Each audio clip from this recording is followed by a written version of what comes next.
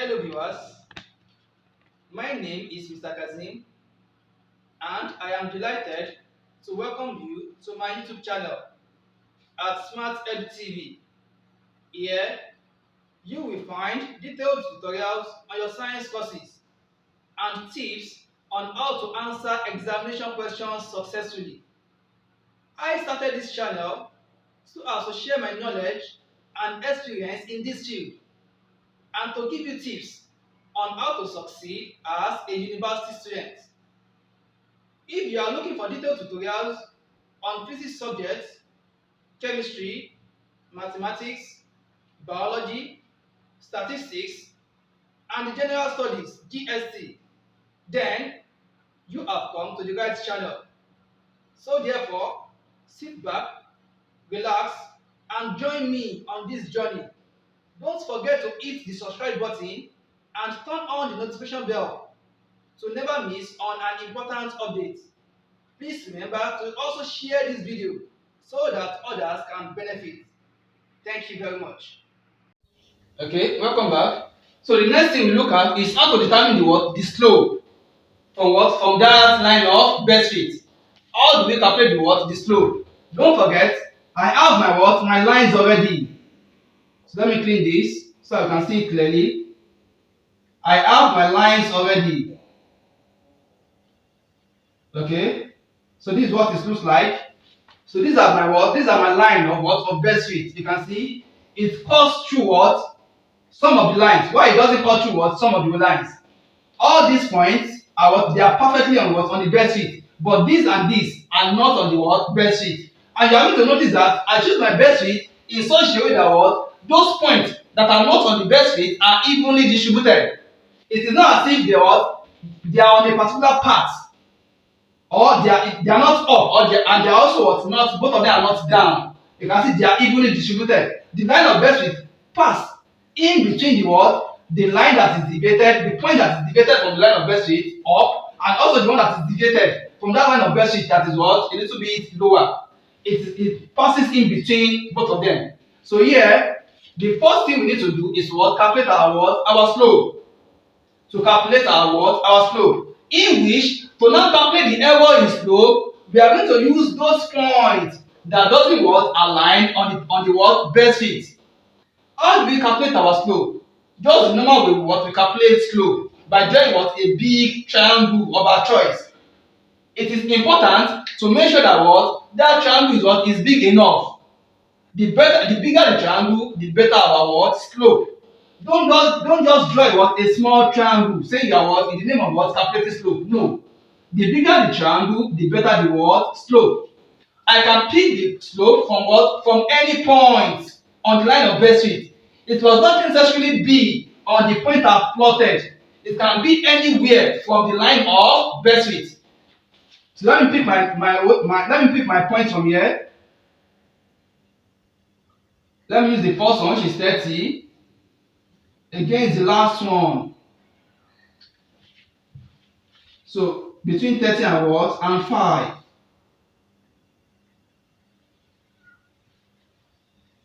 Yes, so let's assume this is between 30 and 0.5. For me to calculate my slope, I'm going to have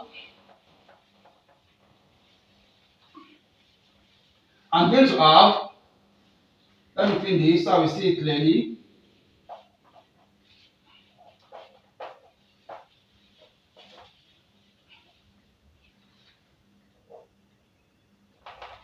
Okay, I'm going to have slope, which is given as the change in the vertical axis, change in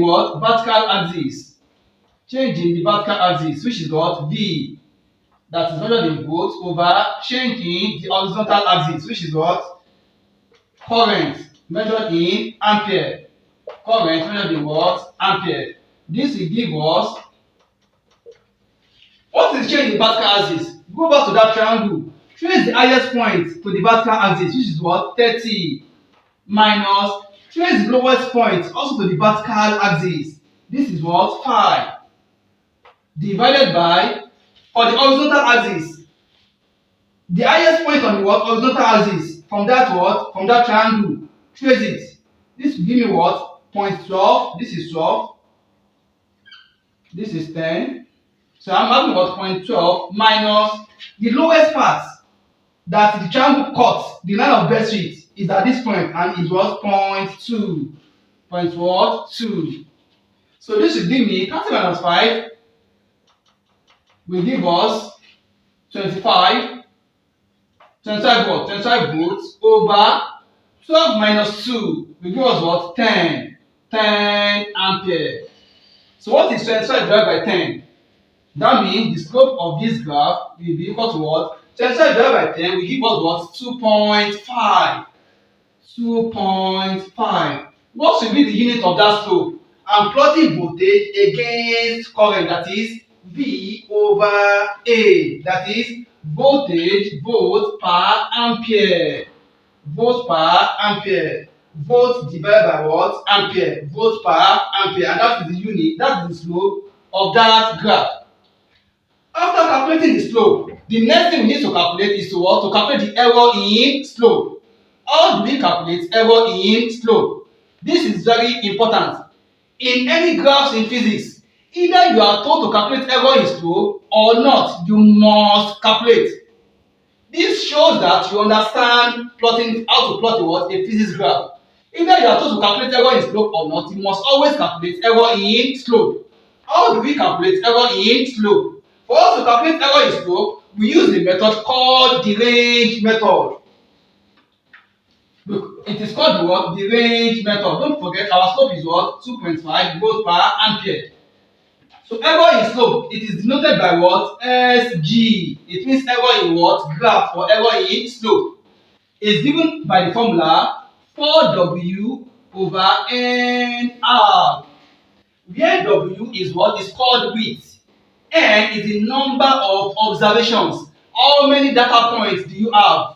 What are in your table? What? Let's just count your serial number. How many are they? That's what? That's the N. And the range is what? The horizontal distance in that graph. So that for us to calculate the error in slope, let's find what? Our width and what? Our range. For the width, don't forget, we are going to use those points that are not what? On the line of best fit. Those points that doesn't align perfectly on the line of best fit, those are the points we are going to use to calculate our what? Our width. Sometimes the point may be ordinary 1 point, no problem. Or sometimes the point will be what? 2 points. For instance, if I'm having what? Another plot, let's say around this side. Now, if you check what? On this upper side, I'm having 2 points. 1 here, 1 here. Out of these two, you can see that this is what? Closer to the best fit than this. Because of that, I'm going to choose the point that is closest to the what? Best fit. Similarly, if I have another point around what? Here, I'm going to choose this point that is also what? Closest to the what? Best fit, not this. Okay? So, we have these 2 points. So, I'm going to use this, draw what? A straight broken line. Draw a straight what? Broken line. For the what? For the point that is deviated from the best fit on this side. And also, on this side, if I have another point on this side, draw what? Another straight what? Broken line.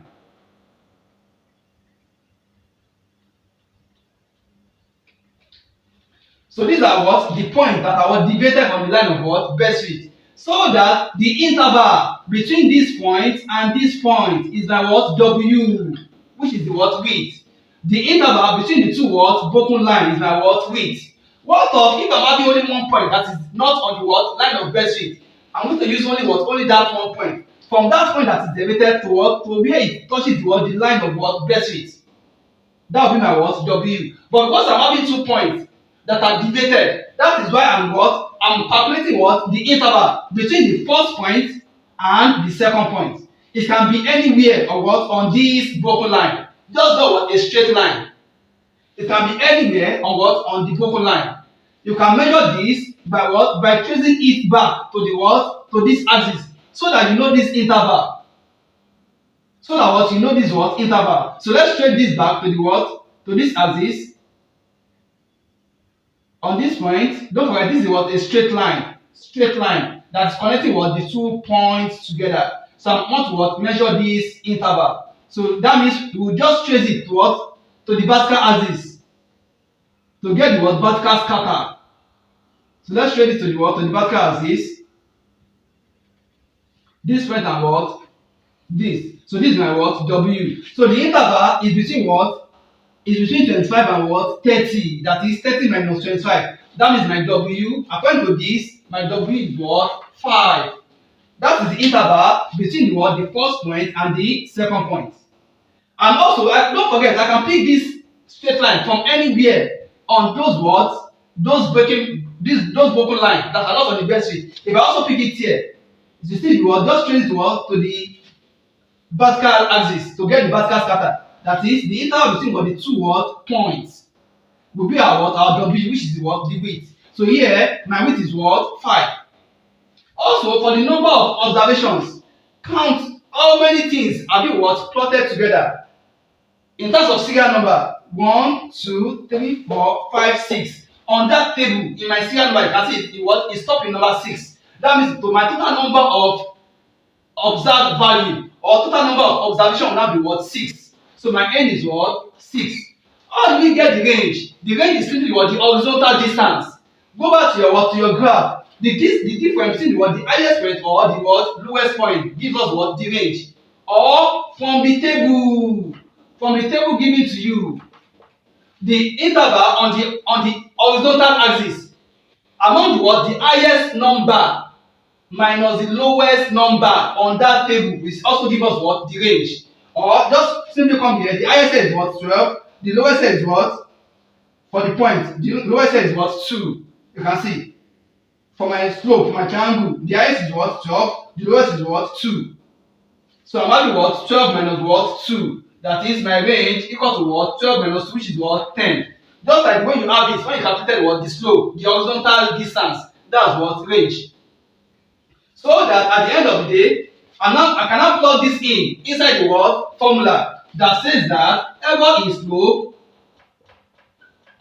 slope SG equals 4 times W. My W is what 5 divided by n. My n is what 6 multiplying R. My R is what 10. This will give us what 20 over 6 times 10 is what 60. 0 cancel 0. This is what 1 over what 3. And what is 1 over 3? 1 over 3 will give us what 0.333, right?